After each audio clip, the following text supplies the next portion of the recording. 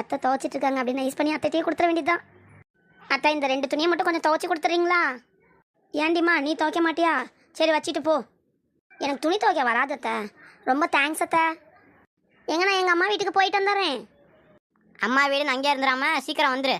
சரிங்க அத்தை, எங்கள் அம்மா வீட்டுக்கு போயிட்டு வந்துடுறேன் தே. சரிடம்மா போயிட்டு வா. துணி துவைக்க சொன்னால் துணி துவைக்க தெரியாது. அம்மா வீட்டுக்கு மட்டும் ஊருக்கு முன்னே சீக்கிரமாக கிளம்பிக்கிறா. சம்மந்தி சம்மந்தி. அடடா வாங்க சம்மந்தி, என்ன இந்த பக்கம்? இல்லை சம்மந்தி, இந்த பக்கம் ஒரு வேலையை வந்தேன், அப்படியே மருமகளை பார்த்துட்டு போகலான்னு. சரிங்க சம்மந்தி. என் பொண்ணு வந்ததுலேருந்து எனக்கு வேலையே வைக்கிறதுல, எல்லா வேலையும் அவதே இழுத்து போட்டு செய்கிறா. பின்னாடி ஆற்று பக்கம் துணி துவைச்சிட்டு இருக்கா சம்மந்தி, போய் பாருங்க. ஏன் சமைச்சா வாங்கி தந்தேன் மல்லிகைப்பூ.